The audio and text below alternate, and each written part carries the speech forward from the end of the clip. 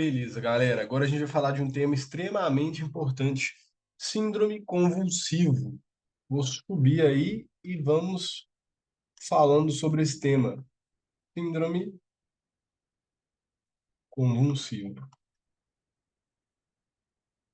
Beleza? Como que a gente poderia classificar ou definir um síndrome convulsivo, tá? A gente poderia definir simplesmente como uma descarga neuronal sincrônica anormal e excessiva. Beleza? Essa é a definição que eu dou. Descarga neuronal sincrônica anormal excessiva. Vou acrescentar ainda de 2 a 3 minutos de duração. Beleza?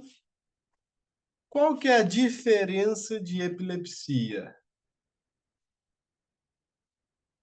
Epilepsia, tá? A epilepsia, gente, tá? Ou também chamado de grão mal epilético, são duas ou mais crises, são duas ou mais crises em um intervalo de tempo maior de 24 horas, tá? Sem causa aparente, que são, por exemplo, como o síndrome convulsivo. Vou explicar para vocês agora. A gente tem que ver duas coisas que a gente tem que separar na nossa cabeça aqui. Síndrome convulsivo é o fato de ter convulsão. O que que pode causar convulsão? Tudo. Febre, principalmente em neonatos, tá? O lactante febril, tá? Ou o primeiro episódio convulsivo, tá? Que é justamente pelo aumento da temperatura corporal em crianças, pode causar um síndrome convulsivo, tá? Que é a famosa convulsão febril. Meningites pode causar convulsão, AVC isquêmico, AVC hemorrágico pode causar convulsão, traumatismo crânioencefálico, encefalites, hiponatremia, hipernatremia, hipocalcemia, hipoglicemia, tá? Tudo que vier na sua cabeça agora pode causar síndrome convulsiva. Só que um síndrome convulsivo, um paciente que está com meningites e fez um episódio convulsivo, uma síndrome convulsiva, muito provavelmente, após tratamento da causa, ele não repetirá o episódio convulsivo. É diferente da epilepsia, porque a epilepsia você tem duas ou mais crises em mais de 24 horas, tá? E sem uma causa muito aparente. Então, o que que acontece na maioria dos casos?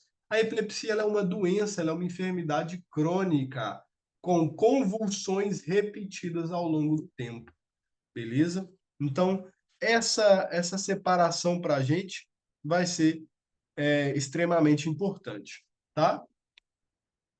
No caso, tá, de síndrome convulsivo, a gente pode, além do próprio nome diz aí, separar inicialmente ele, abordar ele inicialmente, como dois episódios interessantes para a gente. Primeiro, que a grande maioria de um síndrome convulsivo, e também no caso de epilepsia, vai ter o que a gente chama de áurea.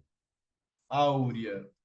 Segundos, minutos antes do episódio convulsivo, o paciente relata saber que vai apresentar esse episódio. Como? Ele tem uma certa fotossensibilidade, ele vê estrechas brilhantes, ele vê manchas nos olhos dele, tá? Ele tem uma pequena cefaleia que chama atenção para o episódio convulsivo dele, ou uma certa náusea. Então, são áureas que precedem o episódio convulsivo. Convulsão essa que pode ser focal, né, ou generalizada,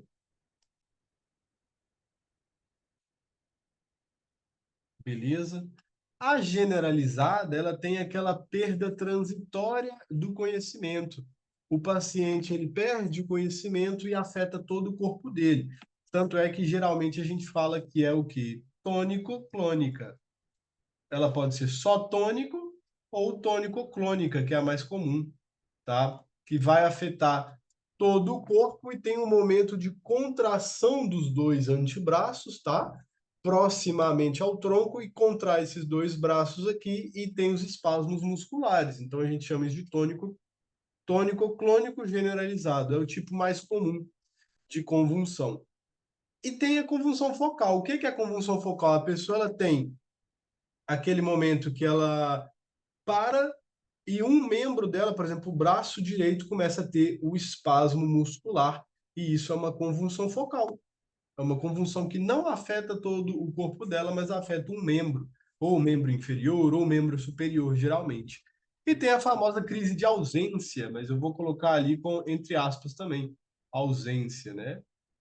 Que é quando a pessoa, ela meio que, ela sai assim, ela fica meio fora do ar, e geralmente a crise de ausência pode até preceder um episódio convulsivo focal, beleza? Então a pessoa ela fica ali, ela fica estagnada, independentemente de onde ela estiver. Se ela estiver numa estação de trem cheia de gente, ela tem aquela ausência mesmo, tá? Mas aqui principalmente vamos focar em síndrome convulsivo e epilepsia, que são coisas diferentes, e são os principais diagnósticos diferenciais que a gente tem que ter.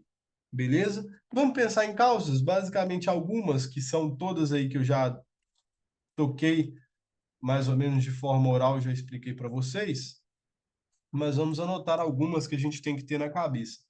Convulsão febril, tá? Convulsão febril é bem interessante, olha que legal. Se o paciente tem uma febre, paciente pediátrico com uma febre de 40 graus, por exemplo, né? 41 graus, eles toleram bastante temperatura, paciente pediátrico. Fez o episódio convulsivo, eu tenho que pedir um eletroencefalograma. E eu tenho que pensar o seguinte: será que esse paciente vai voltar a fazer outra convulsão ou será que essa convulsão foi por causa da febre?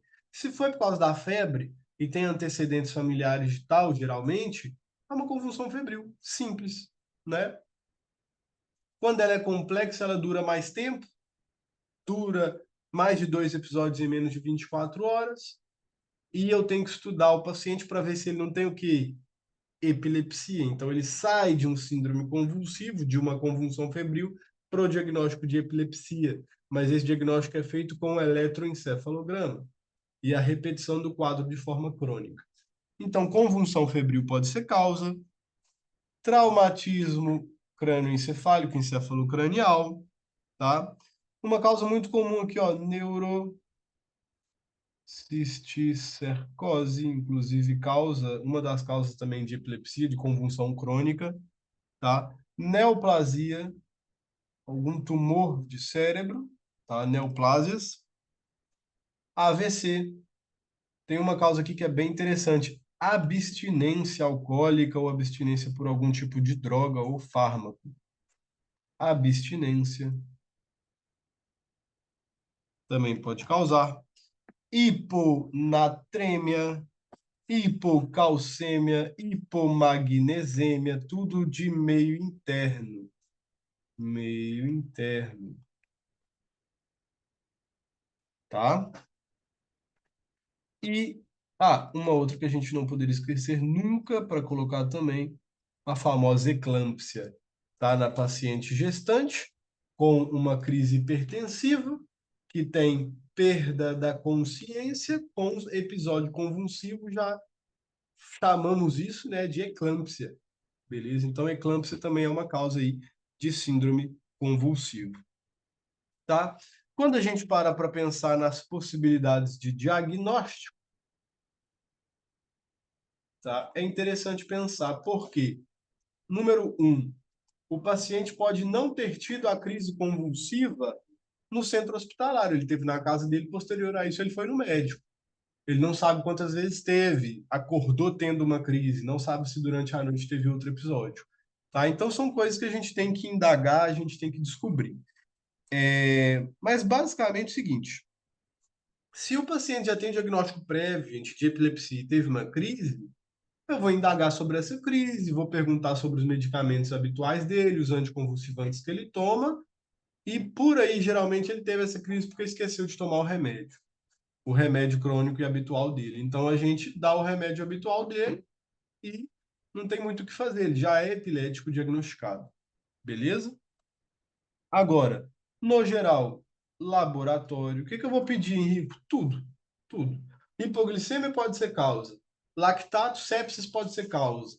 Tá? Eu vou até adicionar ali, ó. Sepsis também pode ser causa. Beleza? Vou pedir principalmente ionograma, ionograma com sódio, cálcio, magnésio, potássio, beleza? Para ver se a causa não vem por aí, tá? Posso pedir tóxicos, álcool, ver se ele ingeriu algum tipo de droga, tá? Cocaína, enfim, posso pedir testes toxicológicos e posso pedir um laboratório completo, tá? Requer, principalmente se for o primeiro episódio, não tendo diagnóstico de epilepsia e foi a primeira convulsão, requer uma tomografia, até para alguns diagnósticos diferenciais aí que a gente já viu, ó, de verde aqui, ó. AVC, traumatismo encefalocranial, neurocisticercose, neoplásia. Olha, a grande maioria das causas de convulsão que requer uma imagem tomográfica. Então, é de bom grado uma tomografia cranial. O gold standard, se assim eu puder chamar, vai ser o encéfalo, tá? Encefalomiografia, beleza? Eletroencefalograma,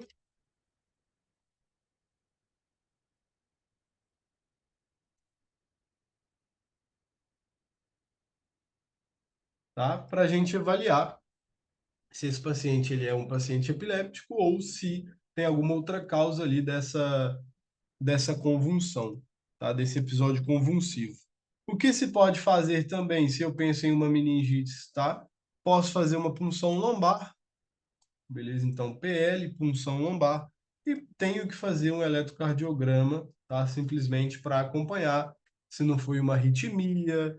Lembrando, convulsão, a gente deve ter mais de 30 causas de convulsão, beleza? Então, assim, a gente tem que pensar em tudo, tem que fazer um estudo muito amplo e um diagnóstico muito amplo.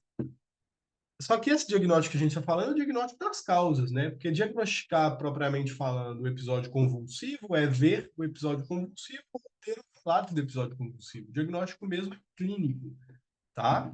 Então, apaguei aí o diagnóstico. Quem quiser, volta aí no vídeo que vai ver certinho os tópicos de diagnóstico. Porque o que que eu acho importante aqui para a gente, de fato, agora, é estabelecer um tratamento, tá? E para estabelecer um tratamento, a gente vai falar de algumas coisas aí bem relevantes. Primeira coisa que eu queria implantar na cabeça de vocês, eu já fiz, é diferenciar a epilepsia, que vai ser tratado com os anticonvulsivantes convencionais, de um síndrome convulsivo, que geralmente é agudo, é menos de 2 episódios aí, geralmente não vai passar 24 horas, beleza? Tem uma grande diferença de epilepsia com síndrome convulsivo, síndrome convulsional, tá? Então vamos apagar isso aqui e vamos falar um pouco de tratamento, beleza? Vou colocar aqui pra gente, vou colocar de rosa, vou manter a cor padrão aí, para a gente falar de tratamento. Vamos por ordem aí, ó. Que a gente poderia utilizar? Primeiramente, o paciente que está em síndrome convulsiva, o ABC, proteção da via aérea, suplementação de oxigênio, sistema circulatório com uma boa hidratação. É o suporte vital básico de vida, né? Coloca o paciente, se possível, durante a crise, isso, tá, gente? Em decúbito lateral, até mesmo se ele parar de ter a crise, eu vou manter ele em decúbito lateral para prevenir obstrução da língua, tá? Obstrução de via aérea com a própria língua do paciente. Então, eu vou colocar ele em uma posição de segurança, que é uma posição em decúbito lateral, tá? E o terceiro passo do tratamento é onde realmente a gente começa, que a minha hidratação ela vai ser feita com solução fisiológica, né, 0,9%. Geralmente aí o padrão é 20 mililitros por quilograma de peso por hora, né? Pode ser a velocidade eu vou escolher, pode ser 7 gotas por minuto, 14 gotas por minuto, 21 gotas por minuto, que é o padrão, beleza? E aí eu posso utilizar quais drogas, Henrico? A gente pode utilizar principalmente as benzodiazepinas. Lembrem das características das benzodiazepinas: anticonvulsivante, miorrelaxante, sedante, tá? Hipnótica, beleza? Então a gente tem que lembrar dessas características.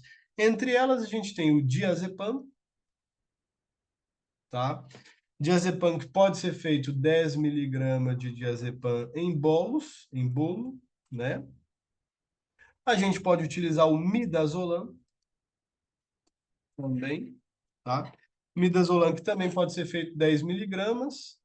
Aqui pode ser utilizada a via intramuscular, tá?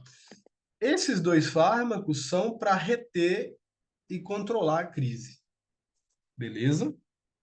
Só que a gente não consegue evitar a recorrência da crise. Então tem um fármaco interessante que eu gosto de chamar ele de antirrecorrencial. Então, ó, tá em crise, benzodiazepina. Parou a crise, antirrecorrencial. Por quê? Quando ele parar a crise e eu dou antirrecorrencial, eu evito que ele tenha uma nova crise convulsiva. Cada crise convulsiva com descarga neuronal difusa é lesão cerebral, é compromisso cerebral. Eu quero evitar ter outra crise convulsiva. Para esse caso, o fármaco indicado é a fenitoína, tá? A fenitoína a gente faz ela da seguinte forma, ó. Ela vem numa concentração de 250 miligramas em aproximadamente 5 mililitros, né? É assim que vem a fenitoína. Como que a gente pode fazer ela? A gente vai fazer da seguinte forma, ó. Explicar aqui como que a gente vai fazer ela. 20 mililitros, tá? De fenitoína, ou seja, são são 4 ampolas de fenitoína que equivalem aí a 1.000 miligramas. Então, eu vou colocar 20 mililitros de fenitoína, que são as 4 ampolas, tá? Em solução fisiológica, 0,9%, 80 mililitros.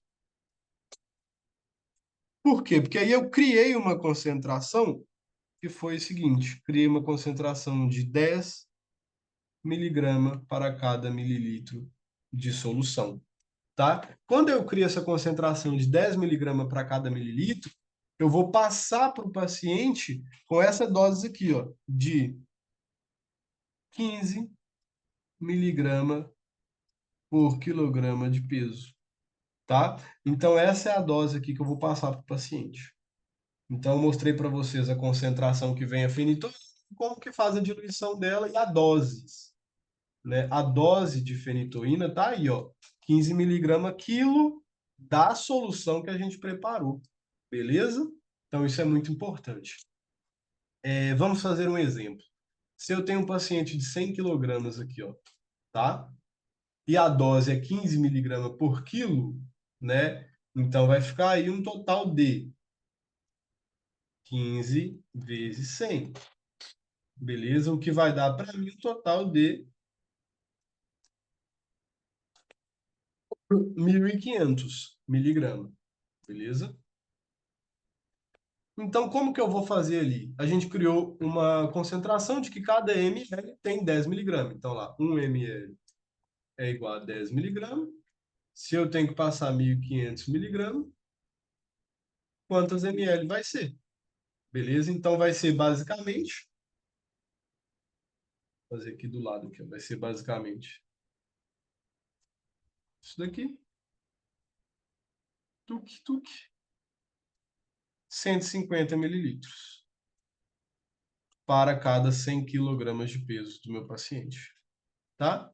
Então, isso que eu mostrei para você, gente, de diluição, é extremamente importante nesse caso, e por isso que eu fiz questão de dar, porque a gente não aprende isso na faculdade, porém, é importante. Chegou um paciente convulsionando, como que a gente faz? Né? Em momento nenhum da faculdade vão ensinar vocês a fazer isso.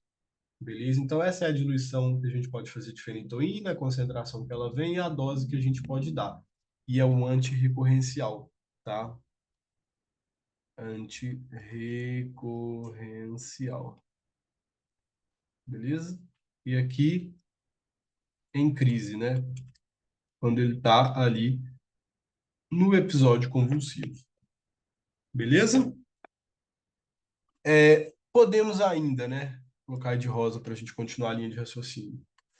Podemos ainda com 4 fazer a reposição da tiamina, caso principalmente a causa seja alcoolismo. A gente pode fazer 100 miligramas de tiamina em solução em dextrosa 50%, tá? Que seria feita a diluição. E a gente pode, obviamente, internar esse paciente. Ups. A gente pode colocar o número 5 ali.